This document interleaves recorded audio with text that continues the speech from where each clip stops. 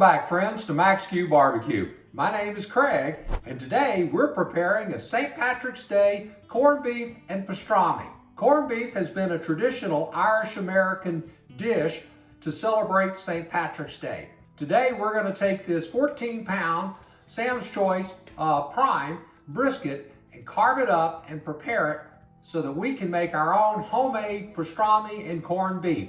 Let's get this brisket cut open and start with our carving. We have our brisket opened up and patted dry with some paper towels. Now, one thing that's different about preparing corned beef and pastrami is that corned beef and pastrami is a cured meat. We're going to have to take this brisket and soak it in a curing brine for 7 to 10 days. So what we want to do with our trim today is we want to split our flat from our point to make the meat a little bit thinner and easier for it to cure in our brining solution. So we're going to go ahead and take off all this excess fat, and we're going to follow this fat seam between the point and the flat and separate these two into two flat pieces of brisket, which we're going to put into our curing solution and then put it away in the refrigerator for 7 to 10 days to allow the salts to cure the meat. So let's get started trimming.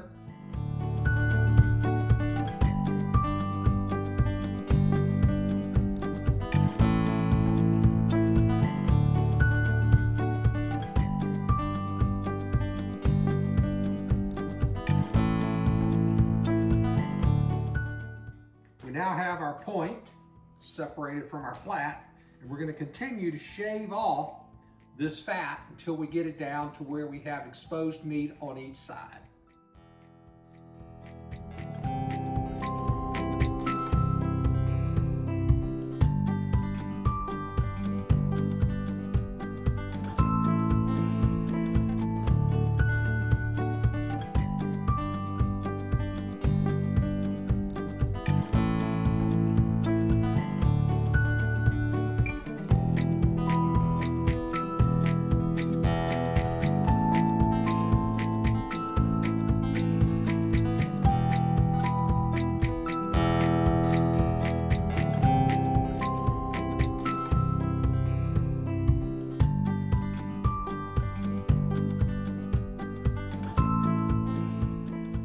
There you have it.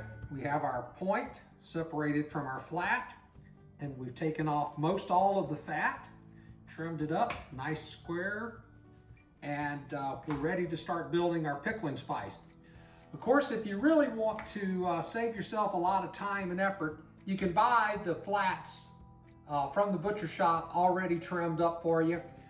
The reason I went ahead and bought a packer brisket is that I could buy the packer brisket for a lot less money and trim it myself than to buy just the flat. And for the same amount of money, I got a point and a flat by buying the whole packer and trimming it myself. So there you have it. We're going to go ahead now and make up our brine solution, and then we're going to pack this briskets up, this point and flat. We're going to be using some 2.5 gallon hefty Ziploc bags, and we're going to put that in there and pour our brine solution over it. See you back in a little bit.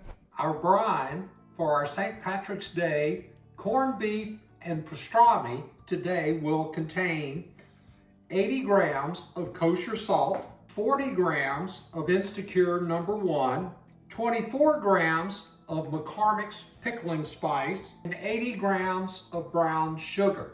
We're going to take these spices and combine them and put them into a gallon of water, which we're going to bring to a boil over here on our stove. Our water has come to a boil, so we're going to start adding our spices. We're not going to add our Instacure or our curing salt at this time, because we really don't want to heat it up and run the risk of creating nitrosamines, which can be toxic. But instead, we're going to start with our brown sugar and stir that into our boiling water. We're going to add our 24 grams of pickling spice, stirring that in as well, and our kosher salt. By boiling the water, we should be able to release those flavors from that pickling spice and make sure that our sugar and our salt dissolve nicely into the solution. We're going to turn off, after we've had it boil for about 10 minutes, we're going to turn this off and let it cool down to refrigerator temperature before we place our briskets inside the curing solution. I find that the easiest way to brine our briskets is to use these hefty 2.5 gallon jumbo storage bags. They really work great. They'll hold a complete brisket flat or point with no problems. They're a lot easier in that you don't have to worry about weighting your meat down in order to get it to sink below the level of the brine. You just place your point or your flat into the bag. We have our brining solution here in this pitcher with ice. And we're just going to go ahead and pour that in over.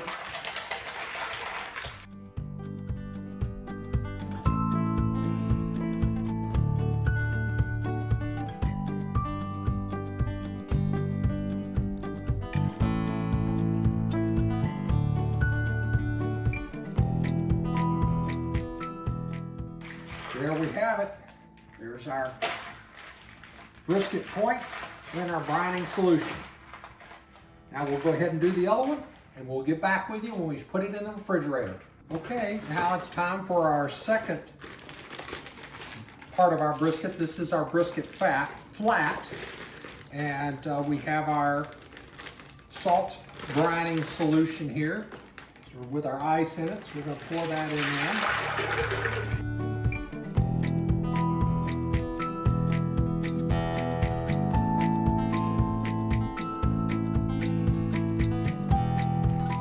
This one is a little bit larger than the other, and what I'm going to do is I'm going to lay it out here flat on the counter so I can work the air out of it as I close the bag up.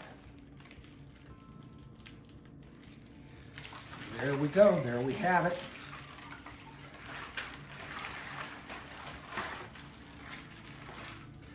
You notice that I have these plastic totes. These plastic totes are so if it does spring a leak that it doesn't leak into the refrigerator. These things are going to be in the refrigerator for about 10 days while that brining solution cures the meat and soaks in. Have a little bit left here. I'm going to go ahead and just put it in this other half. It's not quite as full as the other one. Get all that good stuff in there. All our good seasonings. Like the other one, I'm going to lay it over on its side so I can work this air out of it.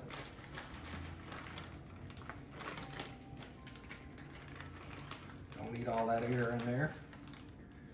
And there you have it. Both of our brisket flats in our brining solution. So now we're going to put it in the refrigerator for 10 days. We'll turn it every day just so that we don't get a pressure spot on that brisket where the brine is not soaking in. So each side will have a good chance to soak in. Our briskets are nice and thin, so it should penetrate well. And so when we pull these out in 10 days to cook them, we should have great penetration of our brine solution, which you can tell by the change in color of the brisket. And we'll show you that in about 10 days. So we'll see you in about 10 days. Welcome back, friends. Today is Wednesday. It's been 8 days since we started our pastrami brine soak. So here we're going to go in and flip over our pastramis. We have them in these plastic containers to keep them from leaking. And just bring them over here on the bench. Take the lid off.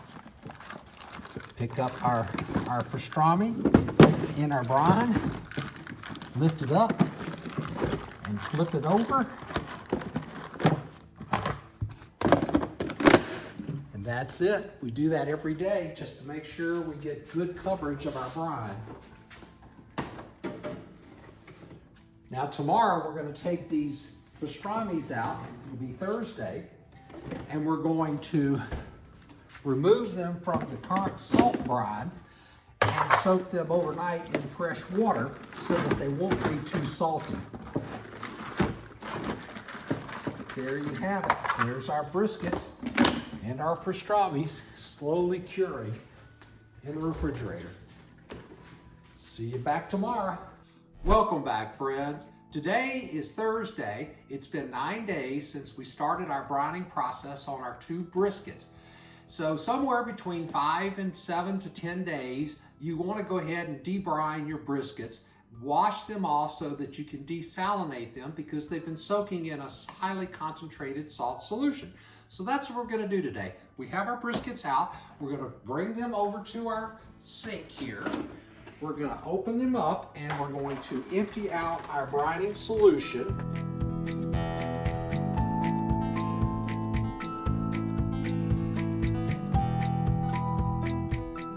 Now that we have our brisket rinsed off, we're going to soak it for an hour just to help desalinate it. So I'm going to go ahead and put it back in the bag with some clean water.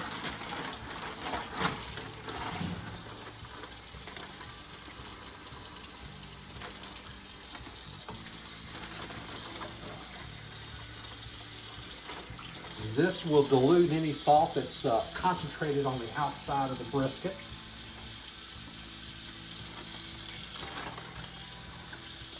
And then we'll put it back in the refrigerator for an hour to let it desalinate. In an hour, we'll take it back out again and dry it off.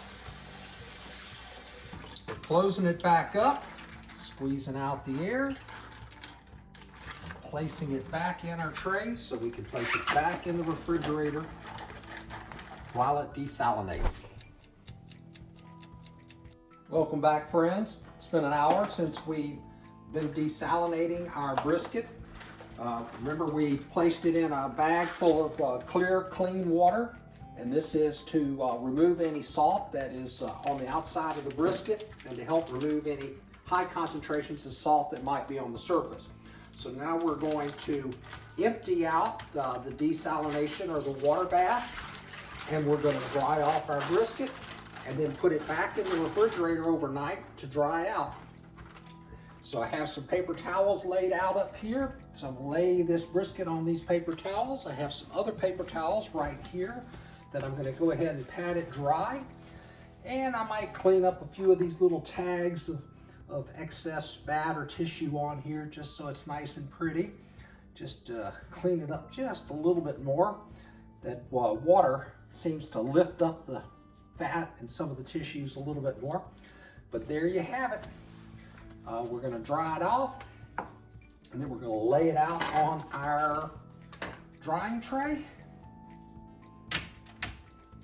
And then we're going to put it back in the refrigerator overnight and let it dry. Tomorrow we'll take it out and use a mustard smear and apply our dry rub. Again, let it sit out overnight, and then on Saturday morning we'll start our actual brisket cook, get our fire going, and start smoking our brisket and turning it into a pastrami. Now, if we wanted to turn this into corned beef, we could just kind of split off a part of that and then boil it, and so that would make it corned beef. So the difference between the pastrami and the corned beef is just boiled. The pastrami is actually smoked. Welcome, friends. It's day 10, and now it's time to make our rub to put on our briskets. We've taken our briskets out of the refrigerator. They've dried overnight, and today we're going to make a mixture of black peppercorns, coriander seeds, and mustard seeds to make our rub. So we're going to pour equal portions of each of these into our spice grinder. And with our spice grinder on course, grind up our seeds just a little bit.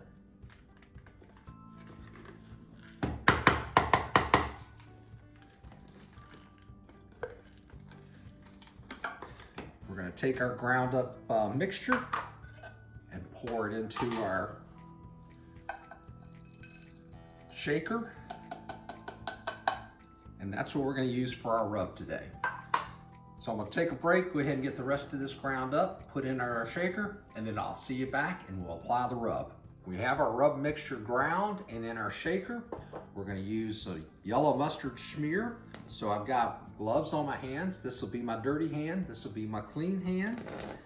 So squirt out a little mustard on here, rub it in really good on the surface of our brisket.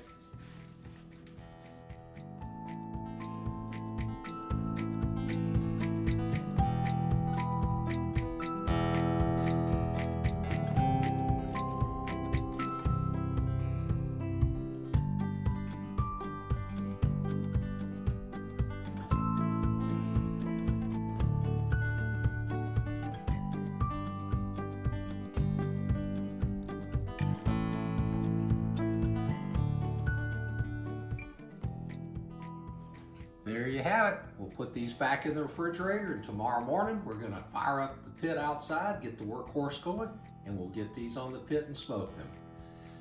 See you tomorrow. Well, friends, we know that many of you don't have time to spend a week brining a brisket to do your own pastrami.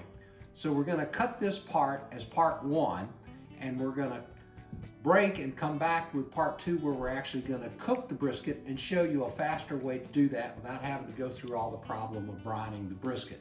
Anyway, well, we hope you enjoyed our brining brisket for St. Patrick's Day corned beef and pastrami, and come back and see part 2 when we actually smoke it up and then turn it into some very good Reuben sandwiches. So thank you for watching.